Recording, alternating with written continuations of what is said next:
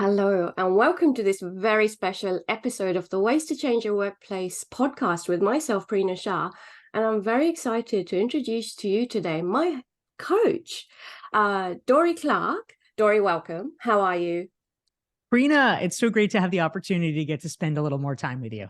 Thank you so much. Now, Dorie is all the way in Miami. And Dorie, allow me, if you will, I've got a little bit of an introduction to you. So may I?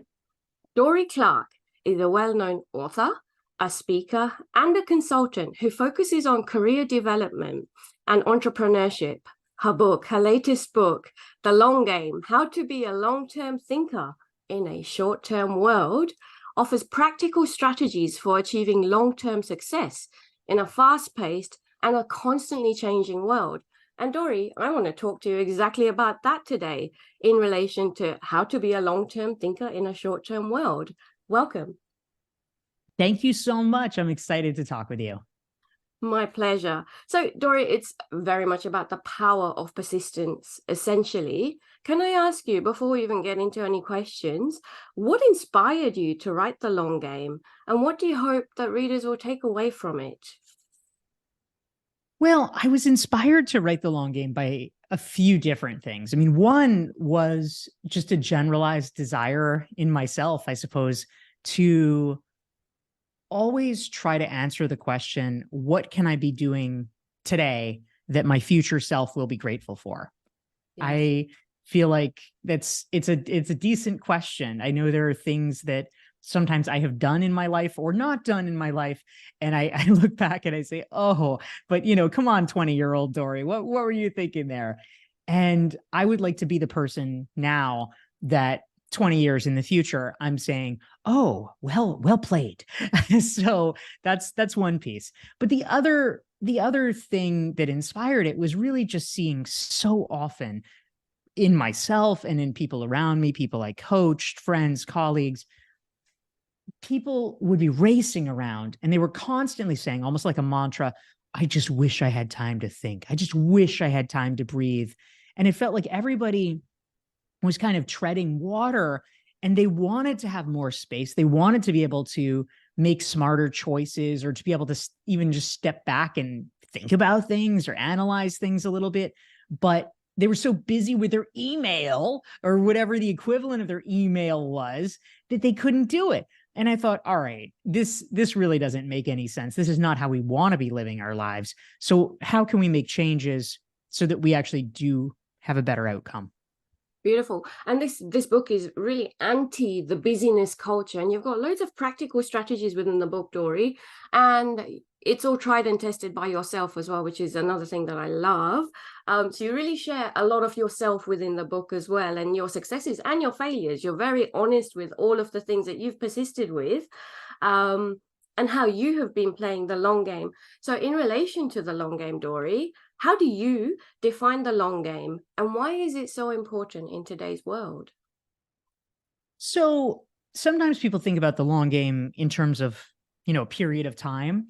And Yeah. you can do that, of course. I mean, certainly, if we think about, 10 years down the road, 20 years down the road, that qualifies, right? It's sort of, something that is a substantial enough goal or outcome that you really have to work towards it. It's kind of a question of like, well, where do we want our lives to go? Where do we want our careers to go? But I think also it doesn't necessarily have to be a unit of time. It can be a unit of perspective. And so I think about a long game strategy. Yep. And for me, a very reasonable long game goal is that we want to take action now for our physical health, for instance, so that when we're older, we are able to be as healthy, as mobile as we want. I think almost everybody thinks that's a good idea. Yep. And yet something that is so easy to do in the short term and is literally about your action tomorrow would be doing something, and I actually literally do this, like leaving out your gym clothes at night so that the default option is, oh, I'm going to wear the gym clothes in the morning, which means I'm going to go to the gym first. And that is predisposing us to the outcome that is going to be the most helpful outcome 10 or 20 years from now. from a gym perspective, totally understand that. And then there's the bigger life perspective. And in the book, you've got a beautiful case study about the wonderful Ron Carucci, who is a success and a half, right? However, when Ron started off, he came to you for a reason. And let's say it was baby Ron to huge Ron now. And the mountains that Ron has climbed and the peaks that he reaches, haven't happened overnight. So it's not a case of, leaving his work briefcase out, let's say, to say, okay, tomorrow this is what I'm going to do. There's bigger pulls for him. Can you talk to a little bit more to that in relation to the kind of North Star that we have to have, which are, I guess, the analogy of our gym clothes leaving out overnight? Yeah, absolutely. So Ron Carucci is a friend and client of mine, and he's somebody that I profile in the long game because I think he exemplifies these principles so effectively. And it's useful to also point out, you're saying, from like baby Ron to big Ron, but also, sometimes you often hear people with a kind of narrative in their head, and they especially sort of fixate on age. And so to be clear, when Ron first came to me, Ron was over 50. I think he was 50, he was 51. So this is not, I think some people are like, oh, but sure, if you're in your 20s, you can play the long game, but I'm older. And so therefore, ... insert excuse. Yeah. It's, the long game. I mean, the long game is not tomorrow, but the long game also is something that, regardless of your age, as long as you at least have some horizon left on your aspirations, you can accomplish. So Ron at, 51, 52, whatever he was, he was already successful, but he wasn't as successful as he wanted to be. And he wanted to do something to intervene because he knew, quite logically, if you keep doing the same thing, you will keep getting the same results. And so he said, what is an intervention that I can make so that 5 years from now, my career looks markedly different? And he did the work. In his case, he did a lot of amazing stuff in terms of writing for high-profile publications. He's become a regular contributor to Harvard Business Review, to Forbes. He wrote a really fantastic book with the publisher Kogan Page in the interim. So he's, really dramatically raised his profile. And as a result, he is working with much bigger, much better clients. His work is much more satisfying to him. And that's something that in your 50s or, even in your 60s, who knows, even beyond that, assuming you want to keep working, you absolutely can do. This is not something that is limited to, Gen Z or what have you. It is achievable. And I love in the book, you talk about the fact that, when you have been working with Ron, he has that bigger reason for doing whatever he wants to do. And guaranteed there's going to be knockbacks, there's going to be setbacks throughout whatever he is trying to achieve. And same with the examples that you share about yourself. But having that end goal, that huge, big end goal, is something that actually enables you to get through even the rejections and the constant setbacks, right? It's true. I mean, Nietzsche said, a strong enough why can endure anyhow, which I always liked. So it's true. If you have a clear sense of purpose and, know what you're aiming toward, then I think it is a lot easier to endure when inevitably there's going to be some kind of setbacks or just things aren't going to play out precisely the way that you imagine. I mean, it's kind of hubristic to assume that like, oh yes, the world is such a predictable place that I can sit here right now and tell you exactly how everything in the world is going to play out over the next 3 to 5 years. I mean, like, really? So I think that we have to understand that anything we're coming up with is a bit of a hypothesis, and it might work that way in kind of broad brush strokes, but we don't know when the butterfly is going to flap its wings, and so it's probably going to play out a little bit differently in reality, and we've got to be nimble enough to be cool with that. So I'm curious, Prina, I would like to hear from you, like, how do you think about the long game in your own career or your own business? Oh, I can share with you. So, Dorie, long ago, I had decided. So, when I was working in corporate, I decided I wanted to quit. And then I thought, oh my gosh, how? Because I live in Perth, which is quite the small city in that everybody knows each other. There's quite the clicky network. You know, if you're born here, if you've been to the right school, you're set. You're set for life, really. I'm not from here. So that was my first hurdle. I thought, shit, okay. So I honed my skills internally from a corporate perspective, knowing that I wanted an exit out. I then learn all of the best things and skills that I needed to from a corporate perspective. And then I thought, no, well, I need to expand my network, my brand, which is how I came across a self-assessment that you offer, which I'm going to actually link to. Dorie, that has just been super life-changing for me. That's how I first came across you. Amazing. So, yeah, the self-assessment really helped me cover my own, I guess, insecurities and the kind of excuses I was making for myself. So I really learned, truly, Dorie, from that self-assessment that I had to increase my profile and my brand. Because, you know, in the book, as you say, Ron was the best kept secret, as was I. So once you are the best kept secret, no one's going to know about you. So I did all of the work. I've been doing all of the work. I'm in Dorie's Recognized Expert program as well, just to let our audience know. And that's a thorough program. So before I looked at this, I looked at the self-assessment, did a lot of work on myself over that year. And then I joined Dorie's Recognized Expert program, which is a lengthy program. It's for your whole life, Dorie. So thank you so much for the open community that you've created. And with that, I have learned from the best. I learn from people who've been there and done that. And I continue to evolve as well. So my mission also is something that I had to get upfront and ready before I even went out to the world.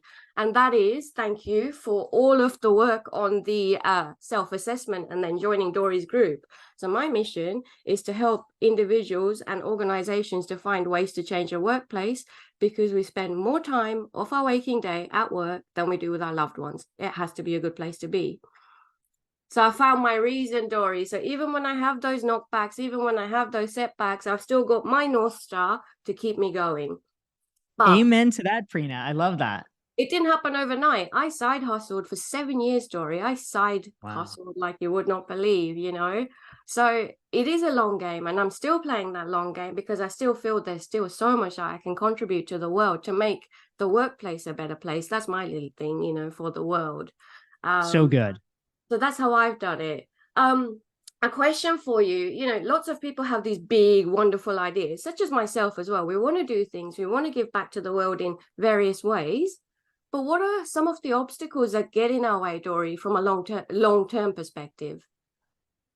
Well, there's a variety of obstacles that get in our ways, but I think that one of the more pernicious ones, you know, this is just sort of endemic to the nature of of pursuing long-term goals, is the fact that, you know, there's a reason that short-term thinking is so desirable, and it's that the results come sooner. I mean, the problem, if you took a person and you said to them, look, Prina, you're going to have to work really hard for 5 years, but I guarantee that the results are going to happen. You know, you're a responsible person. You'd probably be like, you know what? All right, I can suck it up. I can do that. But the problem is that in life, there are no guarantees. And so as a result, you've got this process where you're working towards something that obviously, you know, is a big, important goal for you. You know, I mean, maybe that goal is I want to be self-employed and start my own business. Or maybe it's that, you know, I really want to get a promotion and I want to reach the C-suite. Or maybe you want to, you know, launch a new initiative or whatever it is. But you're doing this thing, and all during that extensive process that it takes to get there, you're not getting the feedback that you need to know that you are making progress. And so you are basically walking in a dark tunnel, and you don't know how long that tunnel is. If you know the tunnel is, you know, another 10 meters, okay, great. But it could be 100,000 meters. You have no idea. And it's that uncertainty that freaks people out so much that they often decide, screw this, and they quit and they give up. So sometimes maybe it's the rational move, but oftentimes what I've seen is that they quit too soon. Yes. So I think that the biggest problem that we have to solve for people is, how do you make it emotionally okay for people? How can people feel okay with themselves and in their own lives, not getting that kind of, sexy, frequent, short-term, even if it's kind of trivial, but short-term feedback. Like, I post on Instagram, you know what, Prina? In 20 minutes, I've got 100 likes. Doesn't that make me a good person? Well, that feels emotionally a lot more satisfying than slogging away to create some piece of meaningful thought leadership that actually over time might do so much more for the world, might do so much more for my business, for my brand, but I'm not getting those 100 likes in 20 minutes. That is an emotional problem that we have to solve. Yes. Okay. So now here, Dorie, we're really going into failure and dealing with rejection. That's one thing I want to ask you about, and the compound effect of when we start now to, you talk about the 3-year horizon, the 5-year horizon, and things truly start to change then eventually, but you've got to persist. So could you talk to me a bit more about rejection and failure? And you have had a lot of rejection, a lot of failure yourself, which you clearly share in the book as well. Talk to me about that. How do you deal with it? Yeah. So failure is the other part that I think needs to be talked about, because it kind of haunts the question of long-term goals, right? What if I put in all this effort and then it just doesn't work in the end? And you're working on something that is speculative. You haven't done it before, so you kind of don't know for sure if it's going to work. So I think there's a few important points to be raised. The first one is I like to actually, not always, not 100% of the time, but mostly I like to put the word failure in air quotes, because it's true that some things are legitimately failures, but I think that we are so sensitive, we're so trigger happy when it comes to the idea of like, oh my God, a failure. We label things as failures that aren't necessarily failures. They're just like a thing that didn't work. Like, that doesn't mean it's a failure. It just means it's like a thing that didn't happen to work. So the analogy that I like to give is, if you went to a casino and you lost, $1, that's not really a failure. I mean, I guess you could call it a failure, but like literally, who cares? You lost $1. Like, you're just like, hey, LC, right? No one cares. If you go to a casino and you lose $1 million, then yes, you could say that's a failure. And so the most important thing that we can do is, how do we place $1 bets and not $1 million bets?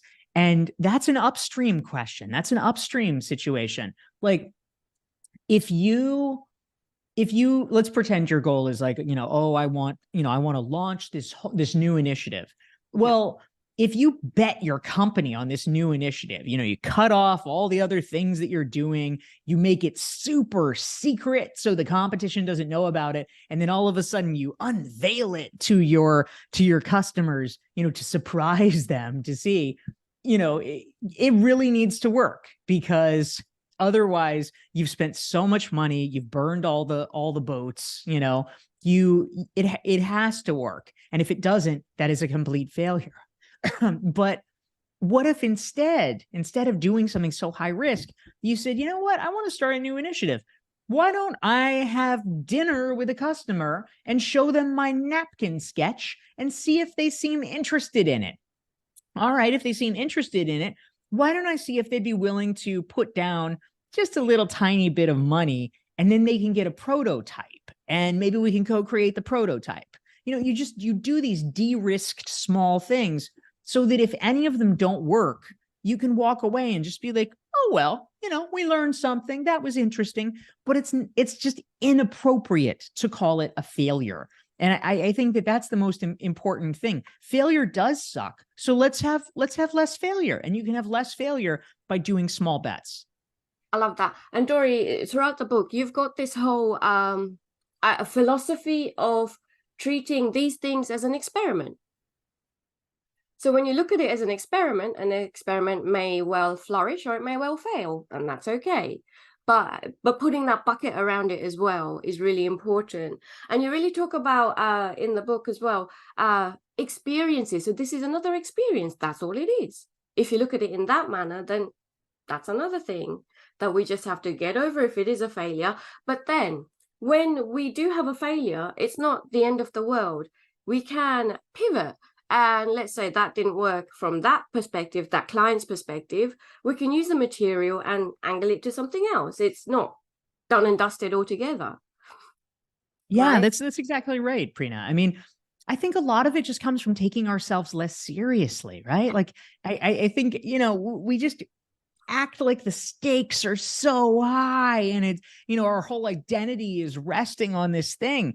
And it's very dangerous. If we're, oh, well, if this doesn't work, I'm going to be a failure, like obviously it's gonna feel pretty awful if that's the way you're framing it, but I mean, for all of us, I would like to hope and assume this is the case for me. I hope it's the case for other people, that our value as human beings is not about the success or quote unquote failure of any given initiative. We have value as human beings, and a thing either works or doesn't. Like, we tried something, we're learning something, whatever. I mean, it's like if you're playing poker, right? Not to sound like a gambling addict. I'm using a lot of metaphors tonight. I don't even gamble. I find it boring. But anyway, it's a good metaphor. But in poker, the interesting and helpful thing about poker as a metaphor is that because luck is a factor, as it is with life, you could play the hand perfectly and still not win. And it doesn't mean you didn't play the hand perfectly. It's just there's factors outside your control. And so we need to recognize that life is like that too. You do the best you can. And if it doesn't work, maybe this particular strategy worked 95 out of 100 times. You know what? It doesn't work this time because, the wind changed direction or whatever. Like, all right. I mean, I think it's not that we have to give up on our goals, and it's not that, where people often go, which is like, oh, the universe is telling me it's not meant for me. It's like, no, the universe is not telling you that. What it is just a fucking hassle. That's what it is. It's a hassle. And it's like, I wish that it had worked the first time, but oh, well, we'll try it again. Absolutely. So, Dorie, you talk about the fact that you can't make it alone, and none of us have ever made it on our own. So the importance of networking here is essential as well. And there's 3 types of networking you talk about: short-term, long-term, and infinite horizons. So essentially, we know what short-term networking is. We generally know what long-term networking is. Infinite horizon networking? Hello. Could you expand upon that concept, please?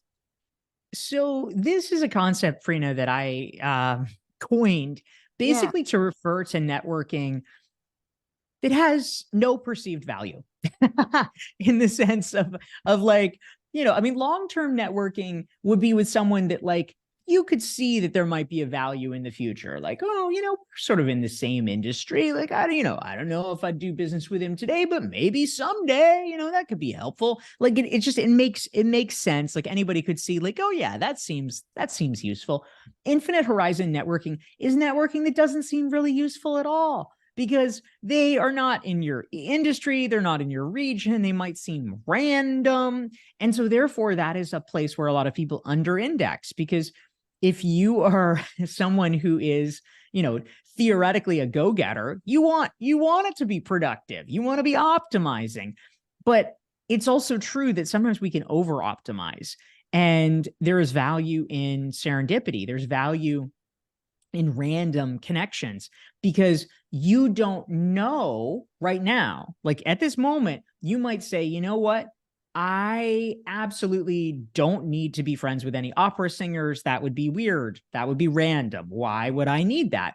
But if for some reason you pursued infinite horizon networking, you made friends with an opera singer, and just, who knows, 5 years from now, when I come to you, Prina, and I say, okay, the musical that I have written has a climactic finish scene on the roof of the Sydney Opera House. Prina, I need a connection at the Sydney Opera House so that I can film the movie version of my musical. And I need someone who can help give me permission. You can say, you know what?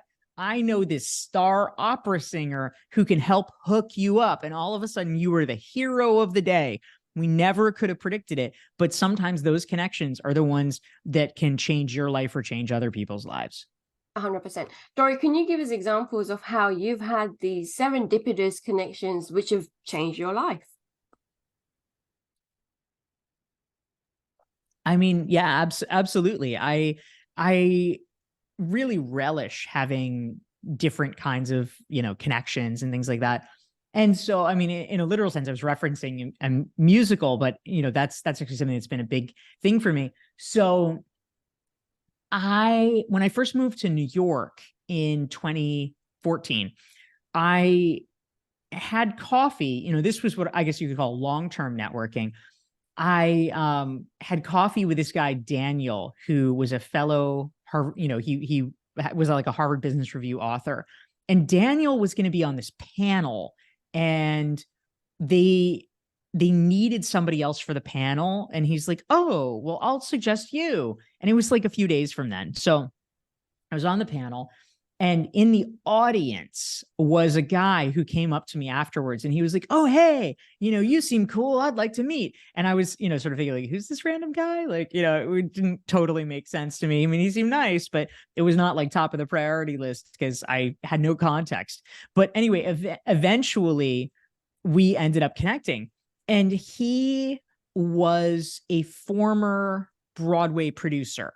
And he was the first person that I knew who had any sort of like theatrical background. And his name is Michael Roderick. And Michael, one of the things that he used to do was he organized for several years a conference called ConnectorCon. And it was like a conference of connectors. So it was like very meta. But at ConnectorCon, he invited me to speak at it. And I ended up meeting this other guy at the conference who, because Michael had these theatrical connections, this guy was in the theater world. His name is Bruce, invited me to go to a show with him. And that experience of going to that show was what ended up kicking off my interest, which for the past 7 years I've been pursuing in writing musicals. Fantastic. Dorie, you talked about the whole go-getter concept, and go-getters really want to achieve. Now, from that achievement perspective, I call it destination addiction. So you reach here, you go there. So we're addicted to going there. But we forget where we've come from, and we completely lose sight of everything that we've achieved. And you give examples of that throughout the book. When you moved to New York, can you explain the building that was opposite your building and how you'd come full circle and your little story there, Dorie? Yes, absolutely. So I agree with you, Prina. I think it is really important for us to just periodically remind ourselves and sort of take stock, because otherwise you're always almost like pathologically focused on the next thing, and you're not appreciating the arc of what you've done. And so for me, I mean, I'm based in Miami now, but for a number of years I was living in New York, and I ended up my first apartment in New York really like kind of accidentally. I was in the same neighborhood. I was in the financial district, and it was just literally a couple blocks away, just down the street. I discovered it by accident. The financial district in New York, as people who've been there will know, is the oldest part of New York. So it's not on the grid system. So everything in New York is like super logical. It's like First Avenue, Second Avenue, Third Avenue. Well, not the financial district. The financial district is all kind of wackadoodle and very confusing. And so unless you've spent a lot of time there, it's very easy to get turned around. And so at first, it took me like the first week to kind of be like wandering around, and I'm like, oh my, wait, what? Because I didn't realize it was right there and so close. But I discovered that this apartment that I had moved into was actually just like a block or two from the office building that I worked in when I was a college, between my college junior and senior years. It was the summer that I had interned in New York. And, it was this advertising agency that I worked for. And so for me, like, essentially like 25 years later, to see that building and to know like, oh, little teenage Dorie was like wandering and going there every day. And now, I walk past it and there's just this sort of regular reminder of like, very viscerally like, oh, here's where I've come from and here's where I am now, was kind of an important touchstone for me. 100%. I think all of us need those regular reminders of where we have come from and where we are now, because it's too easy to forget. How can someone stay motivated and focused when the rewards of playing the long game might not be immediate, Dorie? Motivation. I mean, motivation is always really crucial. I like to think about a story that I told in one of my previous books, Entrepreneurial You, where I talked about a woman named Stephanie O'Connell who came to New York, and she started out, is an aspiring actress, speaking of theater in New York, and kind of accidentally, along the way, she started a personal finance blog, mostly as a way of kind of keeping herself honest, because she was like trying so desperately to keep herself afloat in New York, which is a very expensive city. So she had these like blogs about how she was saving money and things like that. And anyway, it turned out that she started to get traction as a finance blogger. And now, years later, that's what she does. She's become a very successful personal finance authority.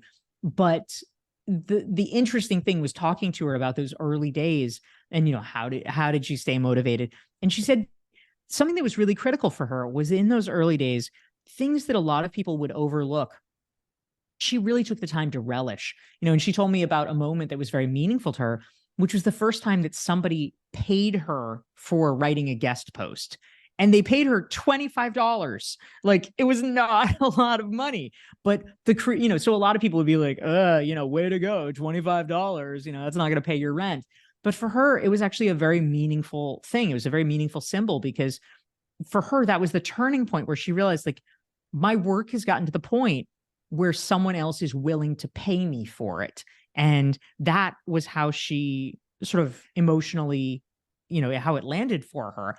And that gave her a lot of momentum to be able to keep moving forward. And even for small amounts of money at first, she was waitressing. That was how she was earning a living. And she's like, you know what, $25, that's an hour I don't have to be a waitress. And so just framing it and noting it, I think, can be so powerful. Beautiful. Dorie, what is one actionable step that someone can take today to start playing the long game if they've got this big vision in their head?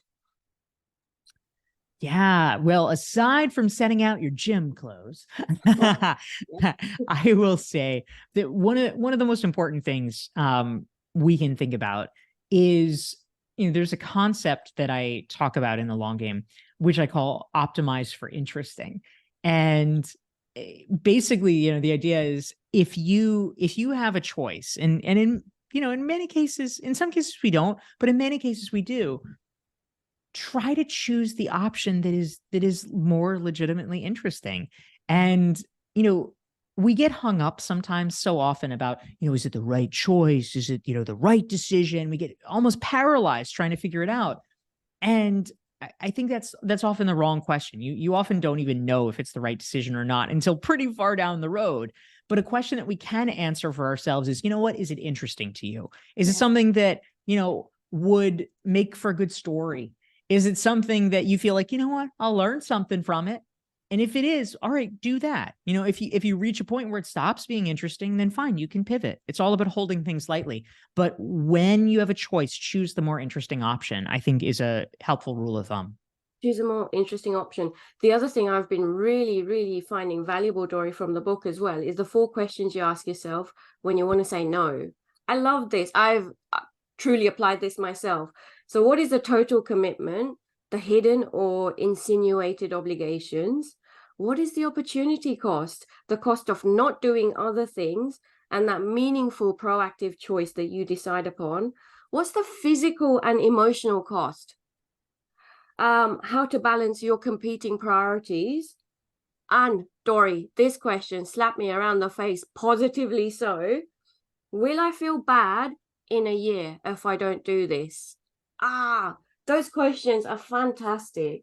And Dorie, I know from all of the work that you do lecturing, you do lots of speaking, you help corporates, you're in the musical industry as well. What's next for you? Well, one of the things, Prina, that I'm trying to do, to be thoughtful about walking the talk Yeah. is I made a commitment when the long game came out in fall of 2021 that I really wanted to give it the very best chance of possible of succeeding and becoming a sort of, ongoing evergreen success as a book. And so I decided that I was going to play the long game for the long game, and that I would work hard to try to continue promoting it and its ideas for a 5-year period. So I am continuing to just like bang the drum around the importance of long-term strategic thinking. It is so important in such a short-term world. Dorie, I have one final question for you. So this podcast is called Ways to Change the Workplace. Dorie Clark, if I was to hand you a magic wand, what is one way you would change the way of the workplace? Well, I know that there are organizations that have already done this, in many cases with great success. But if I could universalize something, this is something that I personally do and have found it enormously helpful, is to have at least one day per week with no meetings. I'd frankly like it to be even more. I think it should be multiple days with no meetings, because they break up your concentration. They inhibit your ability to do deep work. And I think we can probably agree there's too many of them in general. So if it becomes a scarcer resource, the ability to place meetings on your schedule, then maybe we'll be a little bit more thoughtful about actually what things we have meetings about. Boom. And with that, I thank you so much, Dorie Clark. Until the next time. Prina, thank you so much. It's such a joy to get to speak with you. And thanks also for the shout out for anybody who is interested in downloading the same tool, the sort of self-assessment toolkit that you talked about, the Recognized Expert Self-Assessment. I'll just mention you can get it at dorieclark.com/toolkit. And it's in the show notes as well. So check it out. It is brilliant. Dorie, thank you so much. Thanks, Prina. Take care.